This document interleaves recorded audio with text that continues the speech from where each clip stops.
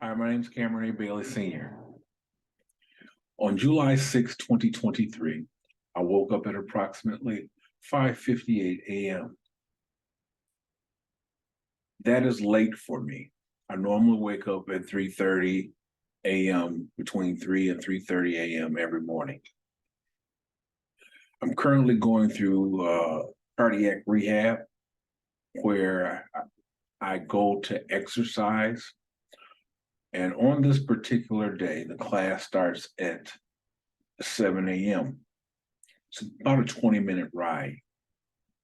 So I leave home between 6:15 and 6:20 a.m. to arrive there on time without rushing. I have a daily routine that I do. This daily routine involves reading a chapter from the Bible, several additional verses after the chapter, having a prayer. Then there, as far as doing a morning motivation from a Bible app called Dwell. Checking my emails for my personal email, then my business email. I do a Sudoku puzzle in the morning as far as for mind aptitude. I read a chapter out of a out of the I read a chapter out of a book from the James Allen collection of books. And then I read a chapter out of a book of other books that I may be reading at this time. At this particular moment, a chapter out of a book, Finding Me, I believe it is, by this actress. I can't remember her name offhand, but I do remember it's part of the Oprah Winfrey Book Club at one time. So that's the normal routine that I go through. However, on this particular day, I'm constrained on time. So what I do is read the chapter and verses from the Bible, and then the other things I don't have the time to do if I want to be on time, which I do, for the cardiac rehab. So I leave the house about 6:15, 6:20, as I normally would, only having completed part of my routine. I'm disappointed because I woke up late. Everything's off. So I don't have that hour and a half or so cushion as far as or 2 hour cushion, whatever the time is, as far as to wake up and have the alertness that I normally do. I forgot one thing. I have my pills my supplements and my medications that I take when I first get out after I get out of bed before I start the daily routine. Forgot that part. So here we are, constrained on time, only able to do part of my routine. I'm there at cardiac rehab. I begin to exercise, and so that on this particular day, my first exercise is the hand crank. I'm sitting in the chair. I'm doing the hand crank. That's a little tiring on my forearms. I can't remember the level I'm working at. I'm thinking it's probably about a 6 or 7, and I don't remember the name of the machine. But I'm doing the hand crank. I feel it in my forearms. I'm not. I'm not that in. I'm not that into it. I'm just going through the motions at this time, and it's 20 minutes long. We basically do 2 different exercises on 2 different machines for 20 minutes. So I make it through that time. I'm like, again, I'm just going through the motions, not really into it. The second machine is a recumbent bike. So I set it at I think a level somewhere between seven and I think maybe level seven, and I'm pedaling, and I'm like, I don't really feel like working at this level. So I changed the level to a lower level, and I'm having difficulty changing a level. And I finally get it at a level, I think 6 or 5. So I'm pedaling.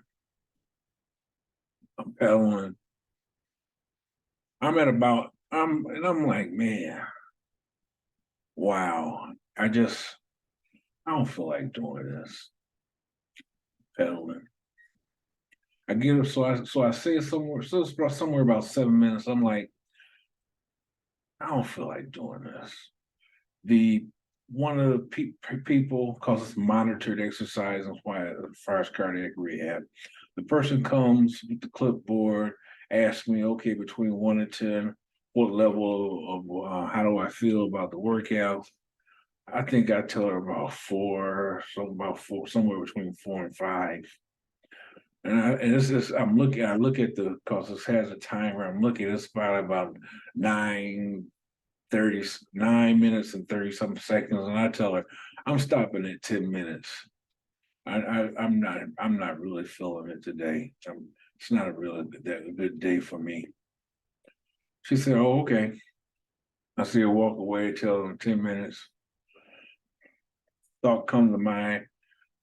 So here's the thought, here's the conversation that occurred with myself, within myself, about myself. Also, you just gonna quit. Yeah, 10 minutes come, I'm gonna quit. So you a quitter. No, I'm not no quitter. That's one thing. I'm not a quitter. So now it's past 10. I notice it's past 10 minutes. Like, well, you know, you already know that what you do in one area eventually spreads and is actually practiced in other areas, even if you may not be consciously aware of it. And not only that, one act now is planting a seed for a habit. I'm not gonna quit. I'm definitely not going. I'm definitely not a quitter. So, and this is definitely I'm definitely not going to repeat this. This cannot spread. Man, I don't feel like man. Wait, pedaling, I'm pedaling, I'm pedaling, and I'm pedaling, I'm pedaling, I'm pedaling. I refuse to look at the timer anymore, and I just keep pedaling. Cause one a different person comes over and is talking to me, and like, oh, I thought you were gonna quit. I thought you were stopping at 10 minutes. I said, I did at first. I was gonna quit. I was gonna stop, but I realized that if I stop, that I'm quitting, and I'm not a quitter, and I'm not gonna start the habit of quitting because I don't feel like doing something at the moment. See, I've learned that I can't do things based on feelings. Because if I do things based on feelings, it's going to stop me. It's going to have a long-term ripple effect, not just in this area as far as with exercise, but I'm going to practice it in other areas. And there are things that I want, things that I desire, and goals that I have that if I quit now with this exercise, there are going to be other things that I'm going to quit and I'm not going to achieve or accomplish the things that I want to have, the things that I want to do. So no, I can't quit. And the next thing I know, I realize that it's 20 minutes and 10 seconds And I'm like, whoa, ooh, I made it.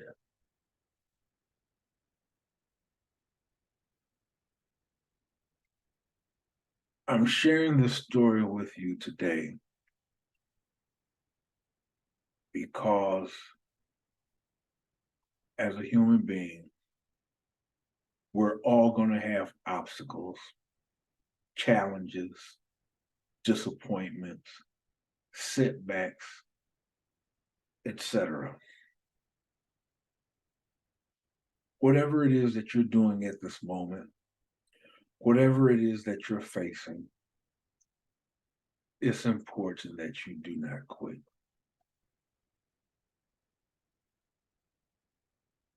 Whatever it is that you're facing, you're dealing with, regardless of what the circumstances are, regardless of the situation,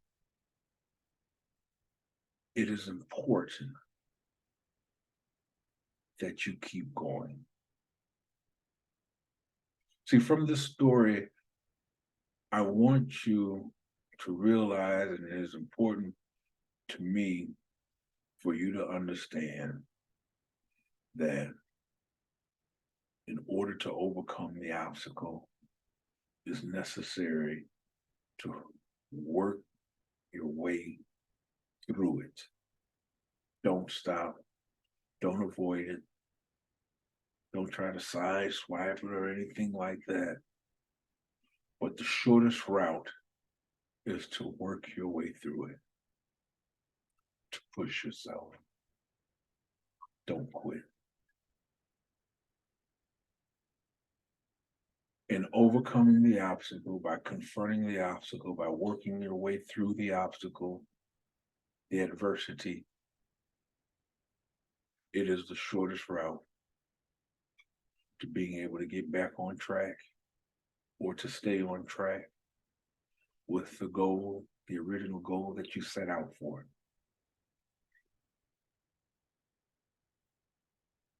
And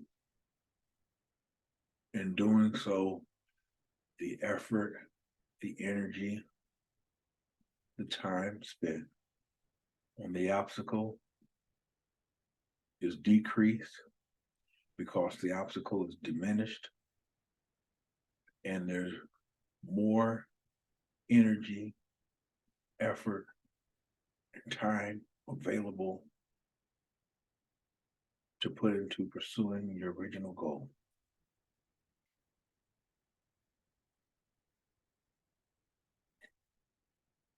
For me, and my story about what happened on July 6th, waking up late was offsetting for that day. As someone might say, my morning was thrown off. And I had to adjust with the schedule. I had to adjust myself to the change. I had to shift gears to adjust to the time frame I was working in. And it had an impact on how I was feeling, which is part of the mindset. My thoughts, feelings, words, and actions, all four of those things are shared with you in my story. We have thoughts, feelings, words, and actions about everything that we do. I want to finish up by sharing with you that if this information, if this story is helpful to you, if the information in the story, if you're able to gain or glean some nuggets from it to help you with whatever it is that you're dealing with at this moment, I'm grateful and I'm happy.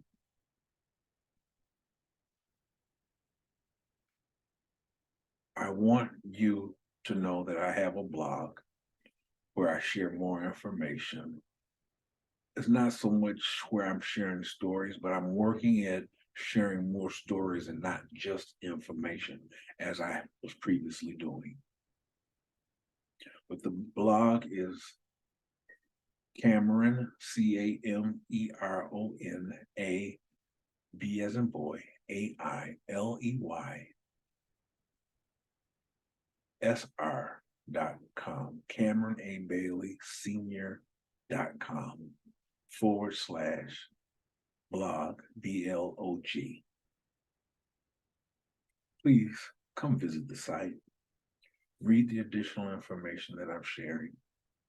I have a free membership with a free gift, the mindset guide. Please join. Please enter your information and receive the free gift.